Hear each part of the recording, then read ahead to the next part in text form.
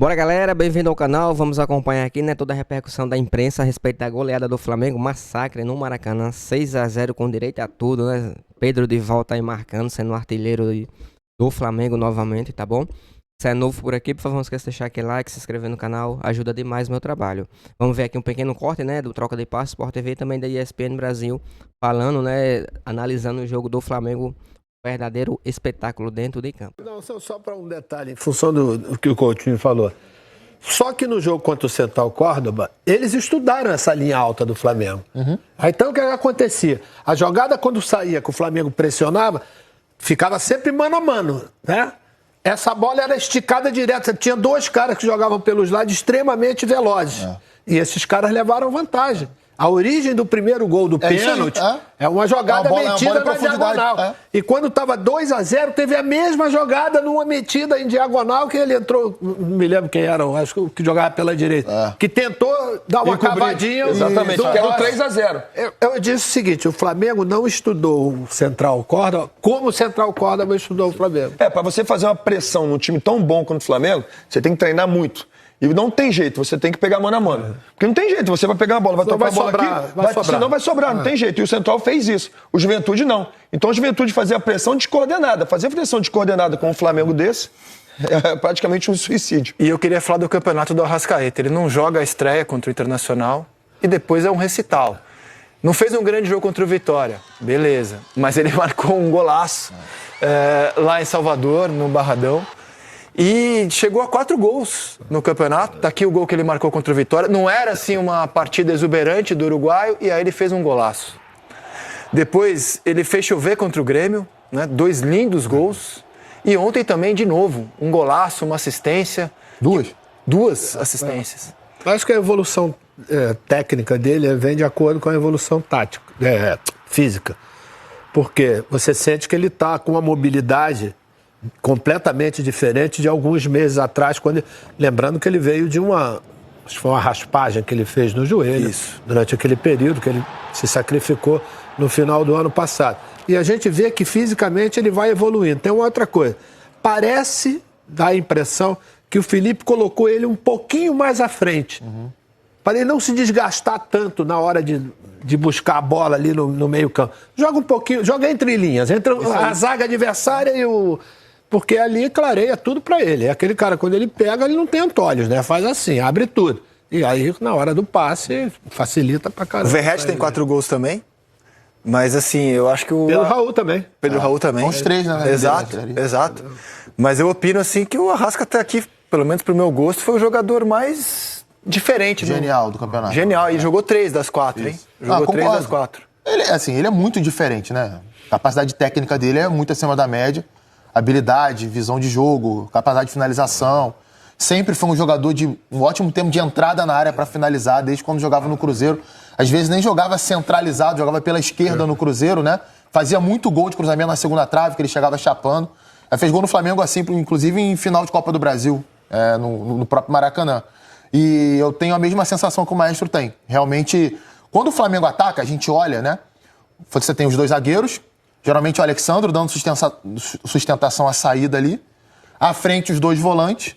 O Wesley projetado pela direita. O Gerson dá uma chegadinha para dentro para ficar alinhado com a Arrascaeta por trás do centroavante e do outro lado ter um ponta mais aberto. E como o time tem funcionado, tem conseguido empurrar os adversários para trás na maioria dos jogos, ele não precisa voltar tanto para buscar essa bola de frente antes da linha de meio campo. Ele consegue receber e tem muito talento para isso, né? Já domina, induzindo o corpo para a próxima ação que ele quer ter, seja um passe ou uma finalização, e facilita demais. É claro que essa parte física a gente tem que ficar de olho, né? São poucos jogos ainda no campeonato. Ele teve problemas, basicamente toda a temporada que ele esteve no Flamengo, só 2019 que ele não teve, de 20 para frente ele sempre teve uma lesão muscular mais grave ali. Então a gente tem que ficar atento com isso, e a própria comissão técnica deve estar também ministrando esses minutos. O passe do Gerson para entrar funciona, a finalização do Plata funciona. Isso tudo é combinado. Não é simplesmente porque estava passando alguém ali e toma a bola. Exatamente. E aí você faz 3, vira com 6. E aí tudo pode dar certo. E tudo dá certo porque o Flamengo sabe por onde ele ataca. A própria bola do primeiro gol, ela não acontece por acaso. E aí você vai desbloqueando ali. algumas questões, né? Antigamente não estava dando certo jogar no Maracanã, semana passada. Hoje, outra mobilização, outra intensidade, outra movimentação, placar aberto. Juventude chega com 3 homens ali para achar que vai dominar o meio campo. Felipe Luiz vem, Pulgar, Gerson, quem tinha mais ali? O Alan e o Arrascaeta, os 4 meio de campo. Então ele já domina o meio de campo. Mas aí também não consegue controlar a lateral, porque tem Michel de um lado, tem o Wesley passando. Aí quando tenta bloquear o Michel por dentro, tem Alexandre passando, depois acaba se machucando. E Gerson e Arrascaeta se mexendo muito. Inferno, então, né, cara? isso é trabalho pensado pelo plano de jogo do Felipe Luiz. Então dá para puxar também para o lado dele. E quando já estava tudo caminhando muito bem, 4-0, tudo muito bem, porque o Flamengo não desacelerou, ele começa a segurar, porque tem clássico no final de semana que vem já tem semana de Libertadores de novo, você precisa fazer resultado na Libertadores, porque você teve aquele tropeço que não estava no script, e você troca, aí é a cereja do bolo, são 2 cerejas do bolo, que é o Pedro voltando, o Pedro fazendo gol, até quando perde o pênalti, pega o rebote, então tudo deu muito certo para o Flamengo, não é algo aleatório, porque o futebol às vezes é assim, não, o futebol às vezes você consegue explicar a maneira como o Felipe entendeu o que era meio de campo do Juventude, como os jogadores se movimentam, como o passe entra, como a movimentação acontece, como o Plata finaliza, como o Arrascaeta joga mais uma vez muito bem. Agora, o Gerson, que talvez você não vá puxar ele para falar de fazer gol, talvez você não vai falar exatamente de todas as assistências, talvez você vai falar muito do Pedro, do Arrascaeta, de quem fez o gol, da bola aérea. Agora o Gerson volta a jogar o que a gente estava acompanhando em início de temporada. Dita todo momento, a hora que o Flamengo segura, a hora que o Flamengo atravessa, a hora que ele puxa a marcação, a hora que ele chega para receber quando o Arrascaeta puxa alguém. Então é muito interessante. E quando... É igual o acidente de avião. O Flamengo não tropeça para o Central Córdoba por um motivo só. O Flamengo também não atropela, né, o Juventude por um motivo só. São muitas boas peças encaixadas. Aí você está falando, só para finalizar, de Wesley, um bom treinador, Gerson, Arrascaeta, Plata para finalizar, Michael segurando a bola para prender a defesa, Arrascaeta se movimentando, Pedro entra para finalizar. Então, é muita coisa boa, é muito bom valor em campo, são muitos bons valores em campo. É pouco provável que isso não dê certo quando a engrenagem estiver bem azeitada, como no jogo de hoje. É, uma boa sequência agora de 2 jogos, assim, com boas, mais do que isso, né, Pra?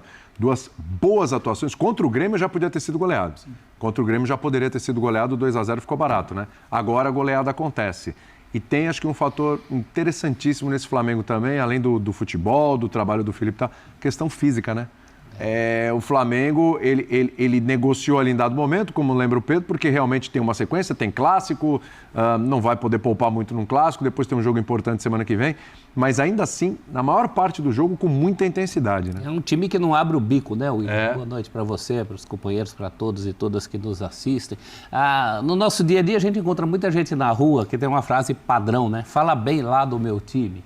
Que todos nós já ouvimos.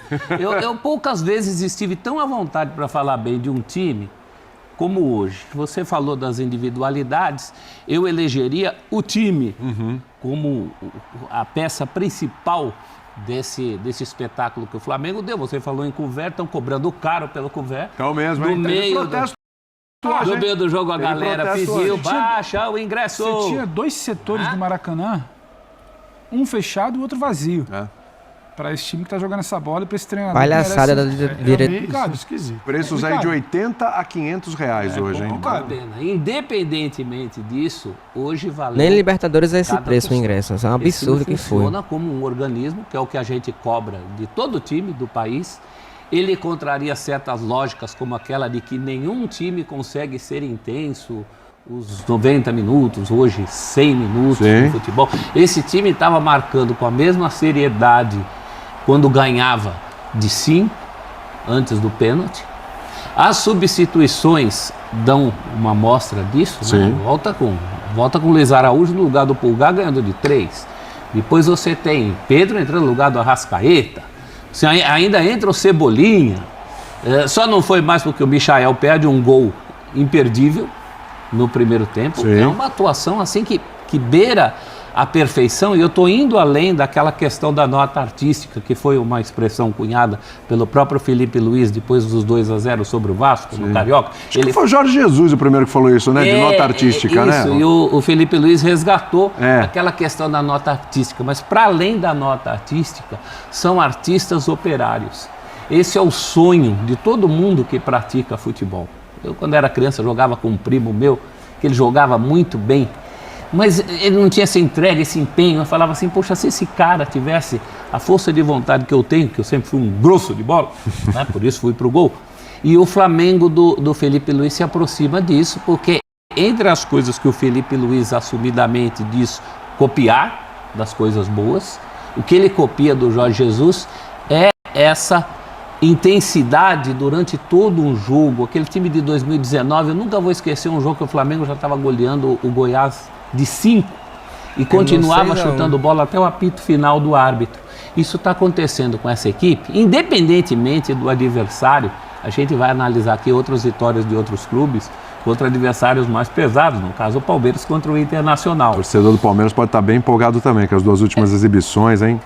Promissoras. É certo que o Juventude hoje foi um sparring, mas tem muita gente que pega sparring, e inclusive por estar enfrentando um sparring, relaxa.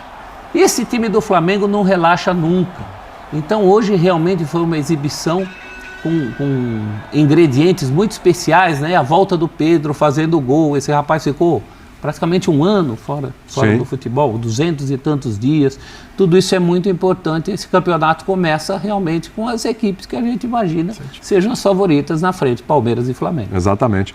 Agora, até pode falar do jogo, já, mas até pra gente já começar a esbarrar nesse personagem aí, o Pedro, né? Cara, a gente vê um Pedro fisicamente bem, né? Porque quando volta, sempre... E a gente vai falar daqui a pouco de um jogador que vai e volta, que é o Neymar. O Pedro é mais jovem, evidentemente. Mas volta, a gente sempre fica, pô, será que vai voltar do mesmo jeito?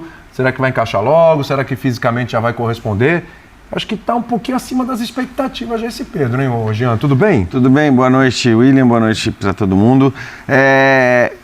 Sem dúvida, acho que primeira coisa, assim, que no Flamengo não tem aquela ânsia do cara voltar antes da hora, de você apressar a volta, porque a gente está falando de um time que hoje, por exemplo, tirou do banco de reservas o Pedro, o Cebolinha, o Luiz Araújo, o Ayrton Lucas. Que time pode se dar o luxo de fazer isso? Poucos. Portanto, você não precisa forçar a barra para o Pedro entrar logo. Você pode fazer com que o jogador volte no momento em que ele pode estar pronto, está apto para voltar. Agora, o Pedro hoje ele acaba sendo uma cereja no bolo, né? Do que foi a atuação como um todo. Porque óbvio que é muito legal a gente ver o que o Flamengo fez hoje, porque foi uma atuação irrepreensível, mas ninguém pode cobrar isso, nem do Flamengo, nem de ninguém.